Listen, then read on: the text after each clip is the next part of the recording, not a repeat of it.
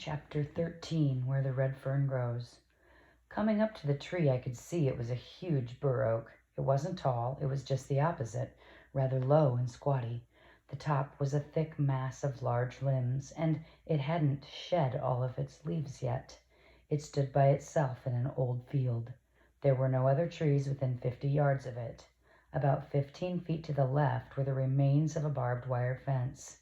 An old gate hung by one rusty hinge from a large corner post. I could tell that at one time a house had stood close by. Reuben saw me looking around. A long time ago, some Indians lived here and farmed these fields, he said.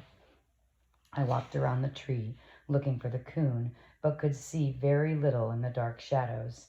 Ain't no use to look, Reuben said. He won't be there. Rainey spoke up. This ain't the first time we've been to this tree, he said. Reuben told Rainey to shut up. You talk too much, he said. In a whining voice, Rainey said, Reuben, you know the coon ain't in that tree. Make him pay off and let's go home. I'm getting tired. I told Reuben I was going to climb the tree. Go ahead, he said. Won't do you any good. The tree was easy to climb. I looked it over on each limb, and in every dark place. I looked for a hollow. The ghost coon wasn't there. I climbed back down, scolded old Dan to stop his loud bawling, and looked for little Ann. I saw her far up in the old fence row, sniffing and running here and there. I knew the ghost coon had pulled a real trick, but I couldn't figure out what it was. Little Ann had never yet barked treed. I knew if the coon was in the tree, she wouldn't still be searching for a trail. Old Dan started working again. My dogs covered the field. They circled and circled. They ran up and down the barbed wire fence on both sides. I knew the coon hadn't walked the barbed wire fence. Ghost or no ghost, he couldn't do that. I walked over to the old gate and looked around. I sat down and stared up into the tree. Little Ann came to me. Old Dan, giving up his search, came back to the tree and bawled a couple of times. I scolded him again. Reuben came over. Leering at me, he said, You give up? I didn't answer. Little Ann once again started searching for the lost trail. Old Dan wanted to help her. Rainey said, I told you you couldn't tree the ghost coon. Why don't you pay off so we can go home? I told him I hadn't given up yet. My dogs were still hunting. When they gave up, I would too. Reuben said, Well, we're not going to stay here all night. Looking back at the tree, I thought perhaps I had overlooked something. I told Reuben I was going to climb it again. He laughed. Go ahead, won't do you any good. You climbed it once, ain't you satisfied? No, I'm not satisfied, I said. I just don't believe in ghost coons.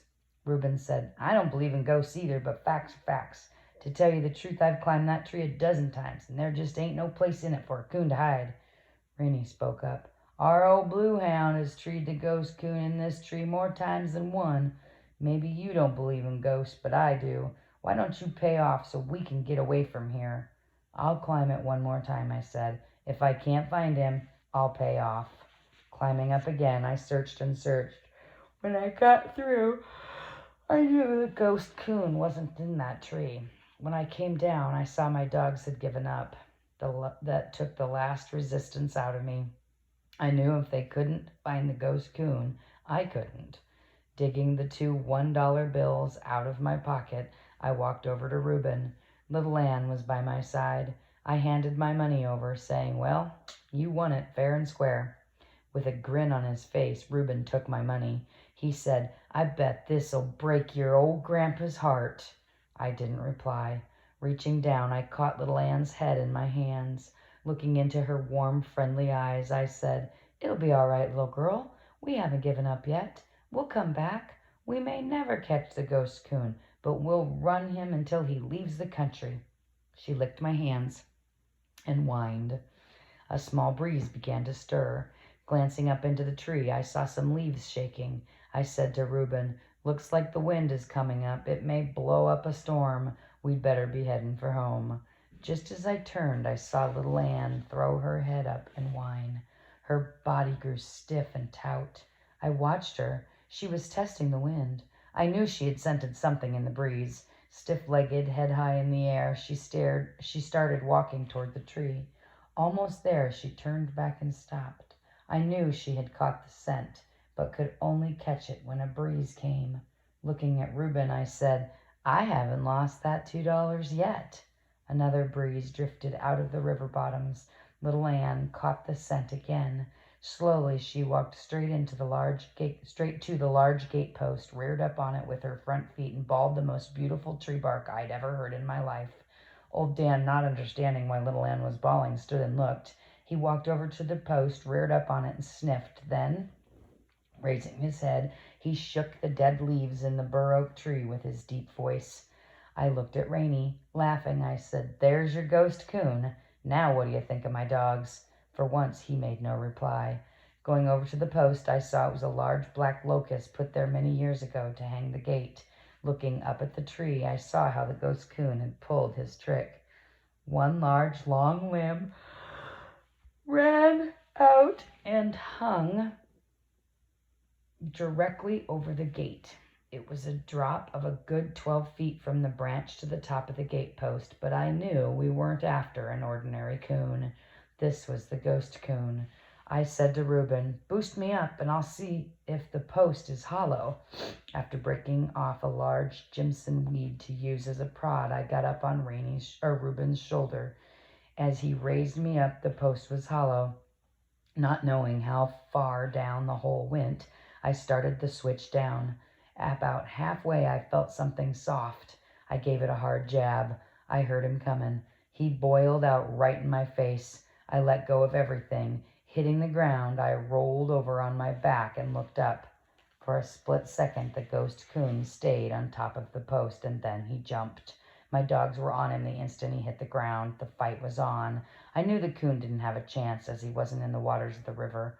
He didn't give up easily, though. Even though he was on dry land.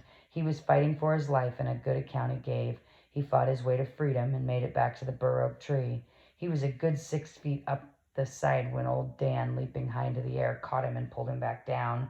At the foot of the tree, the fight went on. Again, the ghost coon fought his way free. This time he made it and disappeared in the dark shadows of the tree.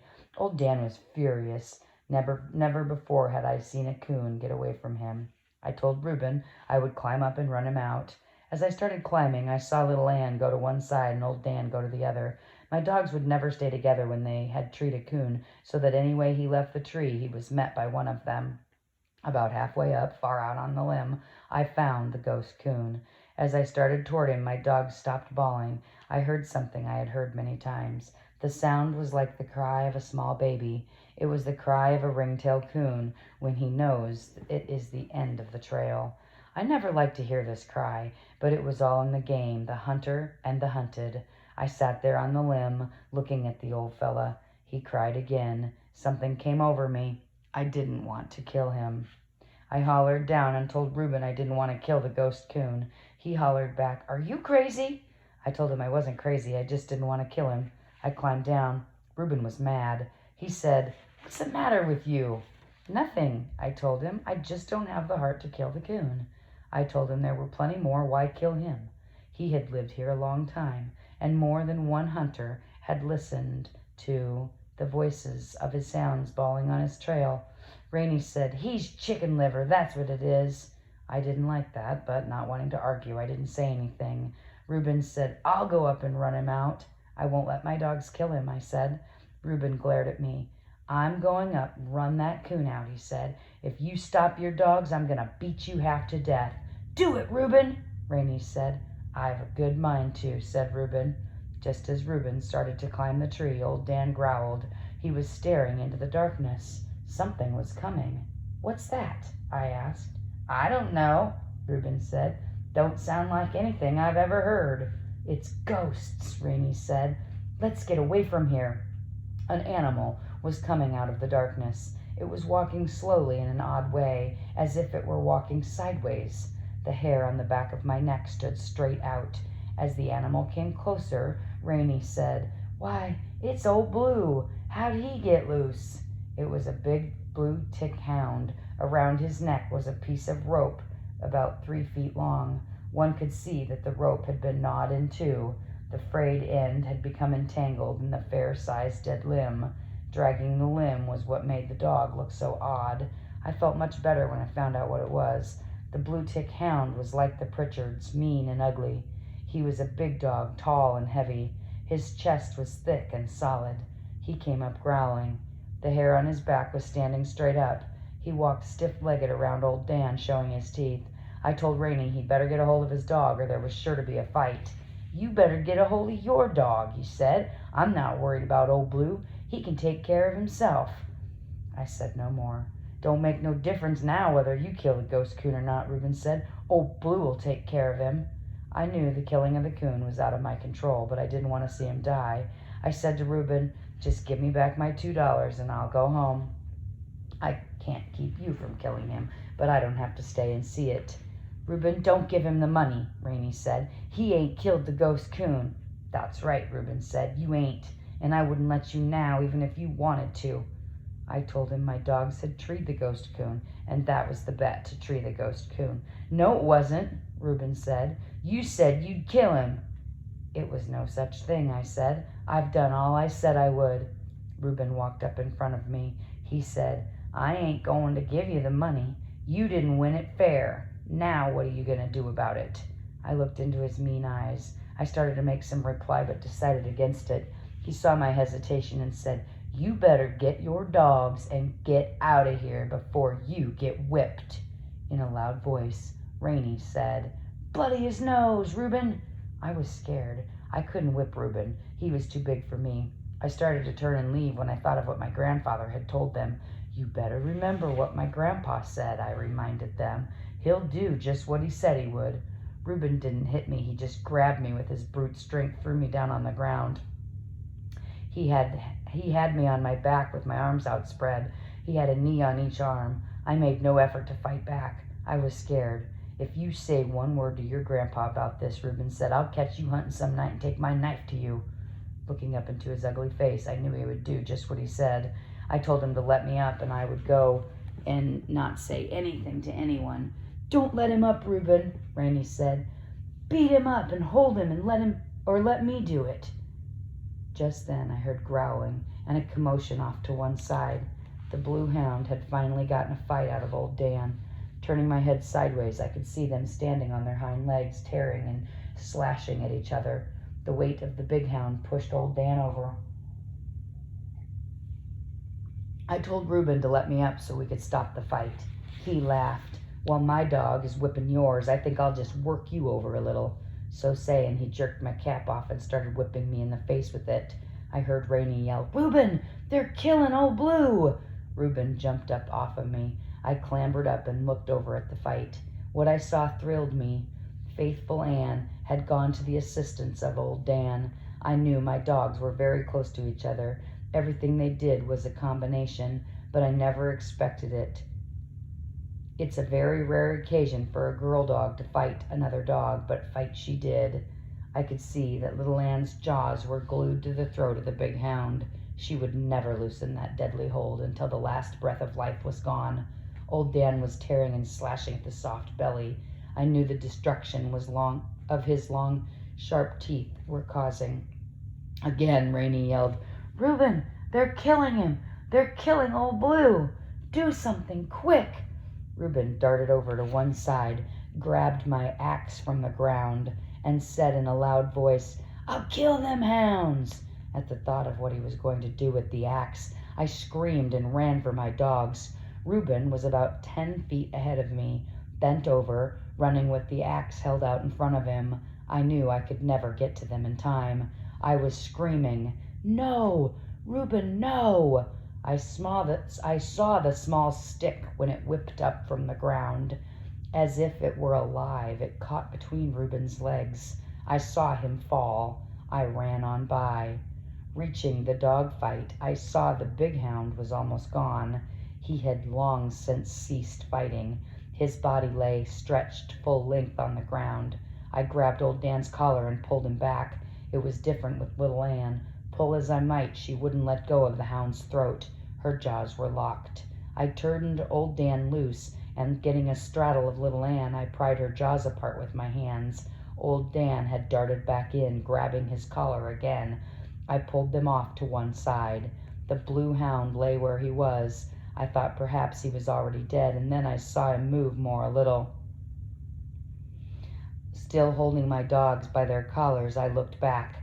I couldn't understand what I saw. Reuben was laying where he had fallen. His back was toward me, and his body was bent in a U shape. Rainey was standing on the other side of him, staring down. I hollered and asked Rainey, "What's the matter?" He didn't answer. He just stood, as though in a trance, staring down at Reuben. I hollered again. He still didn't answer. I didn't know what to do. I couldn't turn my dogs loose. They would go for the hound again.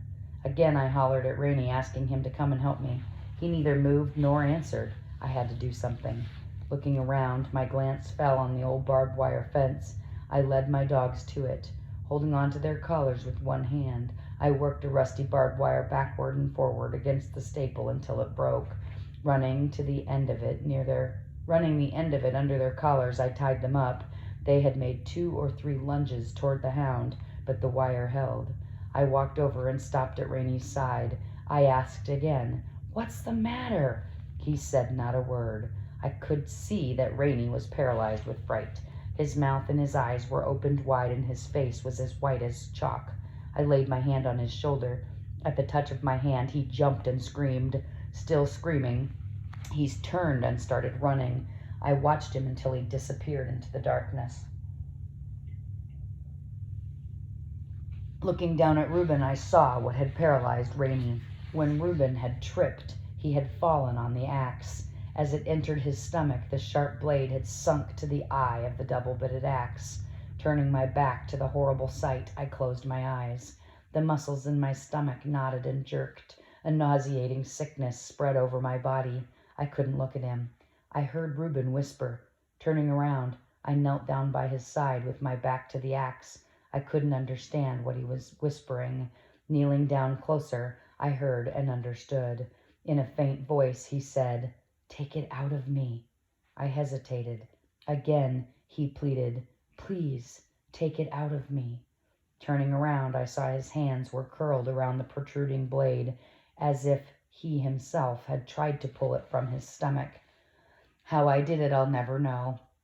Putting my hands over his and pressing down, I pulled the axe from the wound.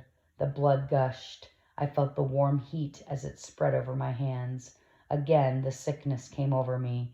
I stumbled to my feet and stepped back a few paces. Seeing a movement from Reuben, I thought he was going to get up. With his hands, he pushed himself halfway up. His eyes were wide open, staring straight at me, stopping in his effort of getting up, still staring at me. His mouth opened as if to say something. Words never came. Instead, a large red bubble slowly worked its way out of his mouth and burst. He fell back to the ground. I knew he was dead. Scared, not knowing what to do, I called for Rainey. I got no answer. I called his name again and again. I could get no reply. My voice echoed in the darkness of the silent night. A cold chill ran over my body. I suppose it's natural at a time like that for a boy to think of his mother. I thought of mine. I wanted to get home. Going over to my dogs, I glanced to where the blue hound was. He was trying to get up. I was glad he wasn't dead. Picking up my lantern, I thought of my axe. I left it. I didn't care if I never saw it again. Knowing I couldn't turn my dogs loose, I broke off enough of the wire to lead them. As I passed under the branches of the bur oak tree, I looked up into the dark foliage. I could see the bright eyes of the ghost coon. Everything that had happened on this terrible night was because of his very existence, but it wasn't his fault. I also knew he was a silent witness to the horrible scene. Behind me lay the still body of a young boy. On my left, a blue-tick hound lay torn and bleeding. Even after all that had happened, I could feel no hatred for the ghost coon and was not sorry I had let him live. Arriving home, I awakened my mother and father. Starting at my grandfather's mill, I told everything that had happened. I left nothing out. My mother had started crying long before I had completed my story. Papa said nothing, just sat and listened. When I had finished, he kept staring down at the floor in deep thought. I could hear him. I could hear the sobbing of my mother in the silence. I walked over to her. She put her arms around me and said, "My poor little boy." Getting to his feet, Papa reached for his coat and hat. Mama asked him where he was going. "Well, I'll have to go up there, he said. I'm going to get Grandpa, for he's the only man in the country that has the authority to move the body. Looking at me, he said, you go across the river and get old man Lowry. You may as well go on and tell the Bufords too. Tell them to meet us at your grandfather's place. I hurried to carry the sad message. The following day was a nasty one. A slow, cold drizzle had set in. Feeling trapped indoors, I prowled from room to room.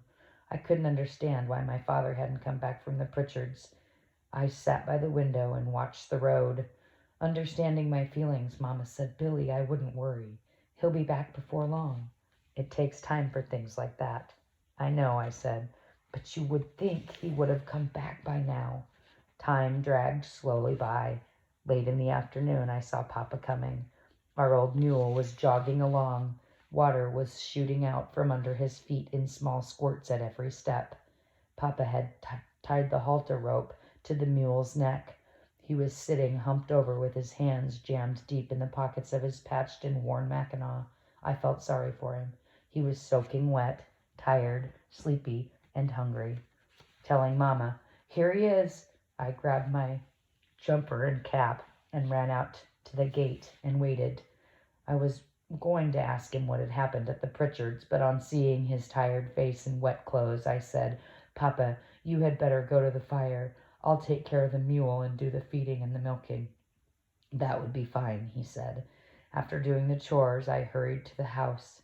I couldn't wait any longer. I had to find out what had happened. Walking into the front room, I saw my father had changed clothes. He was standing in front of the fireplace drinking coffee. Boy, that's bad weather out there, isn't it? He said. I said it was, and asked him about Reuben. We went to the old tree to get Reuben's body, Papa said. We were on our way back to the Pritchards when we met them. They were just this side of their place. They had started to look for him. Rainey had been so dazed when he got home they couldn't make out what he was trying to tell them, but they knew it must have been something bad. They wanted to know what had happened. I did my best to explain the accident. It hit old man Pritchard pretty hard. I felt sorry for him. Mama asked how Mrs. Pritchard was taking it. Papa said he didn't know, as he never did get to see any of the women folks. He said they were the funniest bunch he had ever seen. He couldn't understand them. There wasn't one tear shed that he could see. All of the men had stayed out at the barn. They never had been invited in for a cup of coffee or anything. Mama asked when they were to have the funeral. They have their own graveyard right there on the place, Papa said. Old man Pritchard said they would take care of everything and didn't want to bother people. He said it was too far for anyone to come, and it was bad weather, too. Mama said she couldn't help feeling sorry for Mrs. Pritchard and wishing they were more friendly. I asked Papa about Rainey. Papa said, according to what old man Pritchard said, Rainey just couldn't seem to get over the shock. They were figuring on taking him into town to see the doctor. In a stern voice, Papa said, Billy, I don't want you fooling around with the Pritchards any more. You have plenty of country around here, so you don't have to go there to hunt. I said I wouldn't. I felt bad about the death of Reuben. I didn't feel like hunting and kept having bad dreams. I couldn't forget the way he had looked at me just before he died. I moped and wandered around in a daze. I wanted to do something, but I didn't know what it was. I explained my feelings to my mother. She said, Billy, I feel the same way and would like to do something to help, but I guess there's nothing we can do. There are people like Pritchards all through the hills. They live in the little worlds of their own and are all alone. They don't like to have outsiders interfere. I told my mother I had been thinking about how dangerous it was to carry an axe while hunting, and I had decided to save a few coon hides to get a good gun. Boy, I shouldn't have mentioned getting a gun. My mother got sittin' hen mad. You're not getting a gun, she said. I won't have that at all. I told you a long time ago you could have one when you are 21 years old, and I mean just that. I worry enough with you out there in the hills all hours of the night running and jumping, but I couldn't stand it if I knew you had a gun with you. No, sir, you can just forget about a gun. Yes, Mama, I said, and sulked off to my room. Lying on my bed, still trying to figure out what I could do to help, I glanced over at the wall. There, tied in a small bundle, was just what I needed.